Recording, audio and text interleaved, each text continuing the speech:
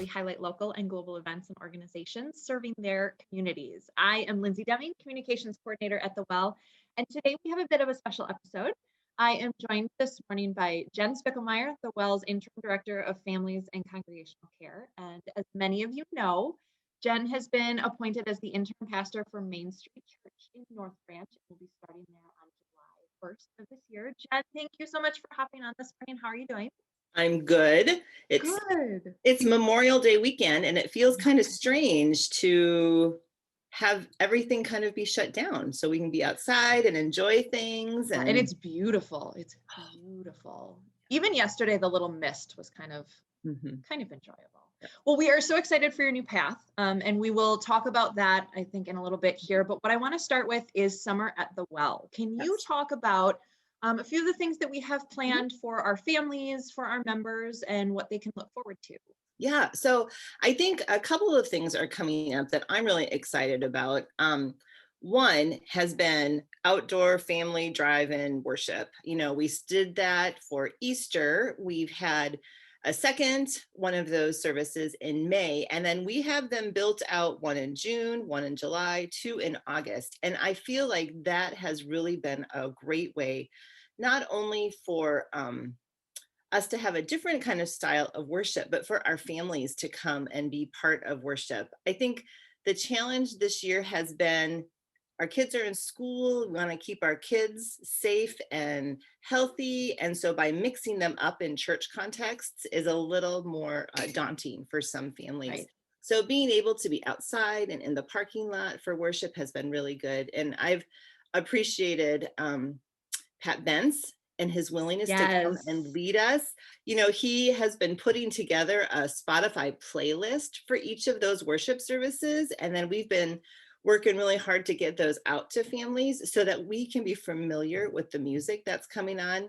And I just have to admit that I do keep listening to those Spotify playlists. The Easter one was on repeat for about a week and a half on my computer. So Pat just brings this, I don't know, he's just amazing. He brings so much joy to it, and he really loves to get everybody involved, which I think is so fun, and the kids love it. And the kids think it's great. And, you know, last time in May, we sang a bunch of older hymns, and we do have some older folks from the Well who come who don't have kids, who just feel safer being in their car and being outside.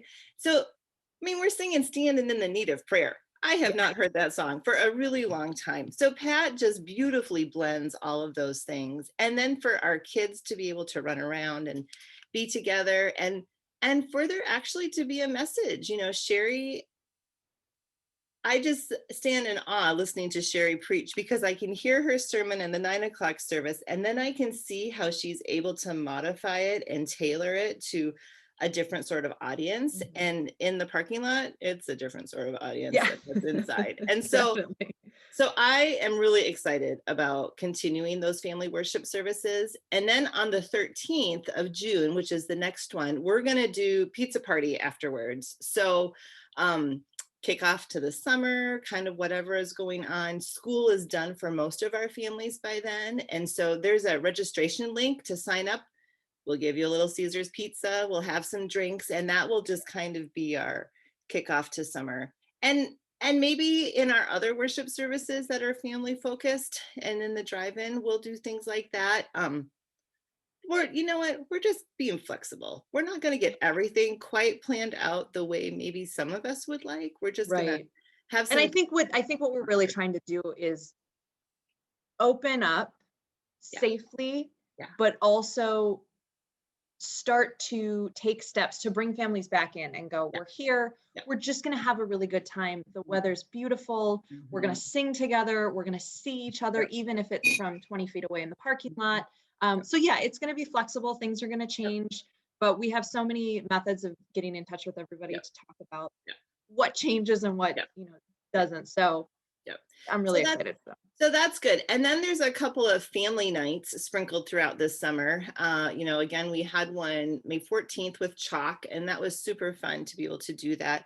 There's a couple dates on the schedule on Wednesday nights in June and July, so that if you travel on the weekend, you can still take an evening and be together at the Well. And then one of the things I'm most excited about is that we've gotten the go-ahead to reopen Parents' Night Out. And Casey Dobbs, who's our amazing nursery director, has pulled Phenomenal. a team together.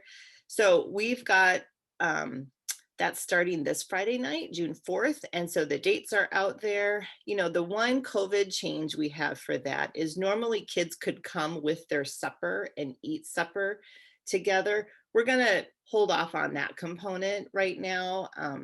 So kids can get dropped off at 5:30, but they need to have eaten. They'll do a prepackaged snack later in the evening, but we wanted to just kind of minimize all of that eating together right away. And so for those of you who are signed up, we'll send out some additional guidelines for that later this week. But I know that's something, you know, coming to the well in November, I kept hearing about all these programs. And so to be able to see, okay, we can do this, we can do this. And a lot of our GDK families and London Bridge families are taking advantage of that. And so I think that's a great opportunity, not only for our families, but it's one way that we kind of reach out into the community as well too. Yeah, absolutely. And I know our nursery kids really miss seeing Casey in person. You know, they have their Zooms on Sunday mornings, which is fantastic. But so many of them get so excited to see her in person. So I'm thrilled that she's assembled a great team to open these back up and bring all the kids back. So I think bring all the kids. It's going to be fun. They're and she's amazing. She's just like, I love being there. I'm like, God bless you for loving the mayhem and the excitement and the enthusiasm that a whole bunch of kids brings together. So yeah, absolutely. Well, we do have a postcard going out. If you haven't received it already, it will be arriving soon with all of these dates and these events. I'll also post a couple links in our podcast notes here. Maybe we can put some Spotify playlists up there from Pat too. So you guys can listen to those getting ready. Make sure you keep an eye out for emails. We have all this information in there. So now, Jen, I do want to shift a little bit to talk about your new venture, which is super exciting. Let's start first. You came to the well in November. So why don't you take us through your journey a little bit at the well, what you've really liked, what you hope for the church moving forward. Well, so when Pastor Sherry called, I've heard that normally she likes to take people out for coffee when they're going to she's going to push them a little bit out of their comfort zone. We had a Zoom call in late October, and she really described kind of what the well community was like and what they were needing at that time with Paige's transition coming so quickly after her arrival. She's like, Jen, we need somebody to come in and kind of figure out who our kids are, because COVID has done a number on all of us, and kind of provide some stability for our families and our students. And so it's been really fun to be part of this church community, because I feel like there's this multi-generational component at the well that is hard to come by. You know, a lot of churches cater to one generation or another. And I feel like the well has people in their senior adult population who want to serve and love their kids. And so, you know, at one point, Linda Shirley talked to us and said, I really feel like I need to make food for our young families who have all their kids in their homes. And so she assembled a team. So I can just email Linda and say, okay, here's what I've heard from these families. Can you reach out? And boom, you know, there's a meal that shows up. And you know, God's timing is perfect. So many times those meals occur right when that family is really in need. And then there were people who made cards. We did cookie care packages. We've done all kinds of things. And I feel like that is this energy at the well of how we not only take care of each other who are our friends, but we take care of our church community. And so that's been really exciting to see how that happens, you know. And then I started calling people to help with student ministries, and Jim Beam stepped in, and Tammy B was part of that for a while. And Heather Webb is like, I love middle schoolers. I'll just do whatever. I'm like, oh, God love you, Heather. I mean, she's just such an encouraging person and so kind and patient. And Jim just makes friends with everybody and has made Yes. her kids feel so comfortable. And so I feel like it has really been a blessing to come into the well, in this midst of pandemic and uncertainty. There are people here who love our kids and love our families. And then we talked about Casey. And then as I met, Lori and Gina, who manage our London Bridge program for those 2-year-olds, again, there are people in place at the well to love kids and families throughout the years. And I'm just so excited. I think I've been excited to see how that exists here. And I'm excited for that to continue. I know a lot of the work we did in the GDK wing with the air conditioning. Lisa's talked about how beneficial that is. I think there is such potential for that to turn into something that we use more often than we've been in the past. And so I'm looking forward to seeing what God has in store next. And I think, churches sometimes get stuck in what they have experienced in the past as being the best of times. And you know what? The best is yet to come. And I think even in the midst of some of the staffing transition and what's going on here, I feel so strongly that God's hand is on the well, and the restructuring and the stuff that's been going on, and the bringing Jason in, and adding this whole podcast component, and all of us getting to know each other a little bit differently, helps us see what God is up to in the world and around us. And yeah, you came in during an interesting time because you came in the middle of the pandemic.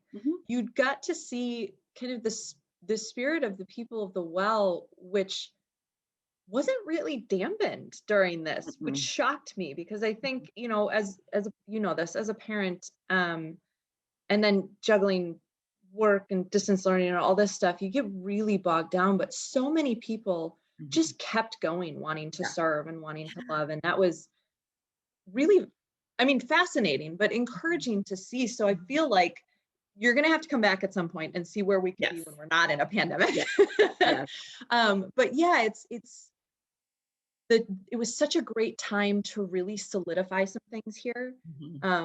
Obviously it would have been nice if the pandemic hadn't have happened, but we took advantage where we could, and have started to bring in the right people. And, you played such a big role, I think, in really developing some consistent practices, especially with the children and families. You and I have worked closely together on that. And so I think we've set up a really good foundation for moving back into the new normal, whatever that looks like. And we really appreciate you. I hope you know how much we appreciate you. I'm very sad to leave. There's part of me, I told our high school kids, I'm like, I'm really sad to leave. I'm excited about what's next. I'm nervous about what is next, but I also know that God doesn't make mistakes, and God puts us where we need to be for the times we need to be there. And I feel like that has been really evident in my life, where God has literally moved my family across state lines to get somewhere. And more often than not, we've thought about, okay, well, my husband Grant has this job opportunity. It's a great next step for him. Let's do it. And then we find out a year or so later, oh, actually, it's so I can be somewhere. Right. It's because I need to be in a spot where God can use me and my gifts and my abilities. And so I think I've learned to kind of be open when God says go. Yeah. Okay. Yeah. There's take a deep breath, and you take that step, and you think about it, and you wonder.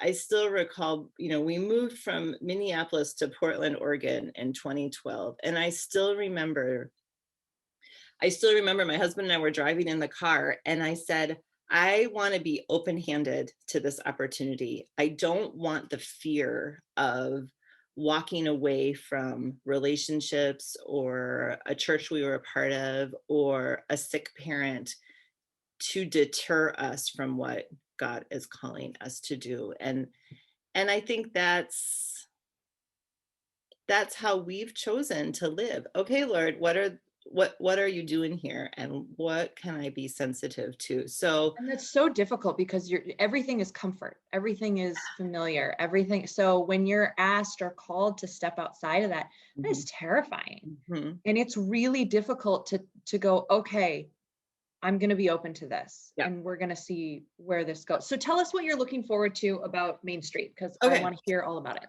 Well, it's interesting because I feel there's some similarities between Main Street and the Well, except they're like on opposite sides of the Twin Cities. So I'm going to spend a lot more time in my car.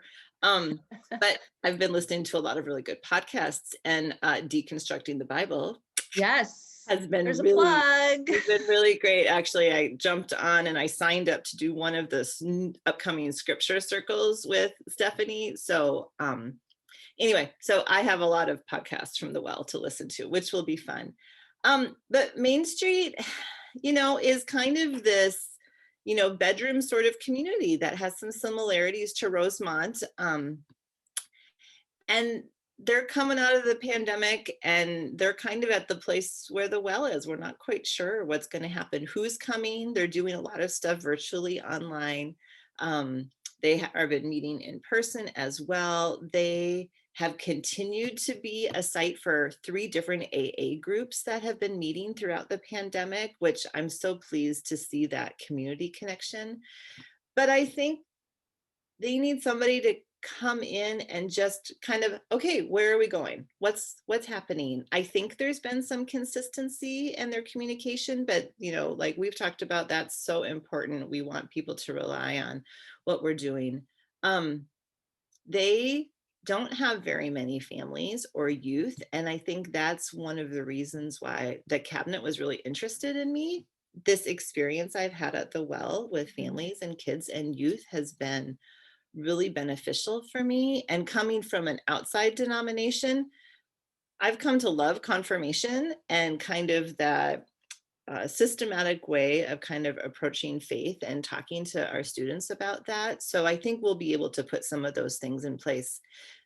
But also, I've met with their administrative council, and they are good people who love Jesus. And I'm just kind of excited to just pop in and not necessarily upheave everything, but really and prayerfully discern, okay, Lord, what do we need to do in this next year? So this is a 1-year appointment. So I'm walking into an interim role again, which, we knew I was going to be interim at the Well. So I'm assuming I'm going to have all these same feelings in another year about saying goodbye to people I've fallen in love with and have enjoyed working with. But I think God's up to something. And if I can help kind of lay the groundwork or set some direction for somebody else to pick up and take them into the next place, I think I feel like that's what the call is for me in this. And to be able to think about a church from a whole perspective as opposed to just this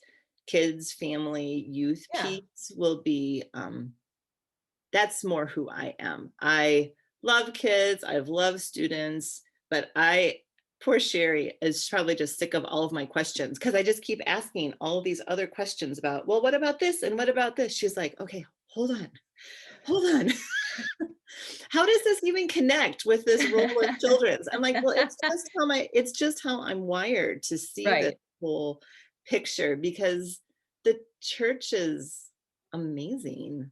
That fact that, you know, Jesus left earth, the Holy Spirit came to his believers, and it's like, oh, here you go.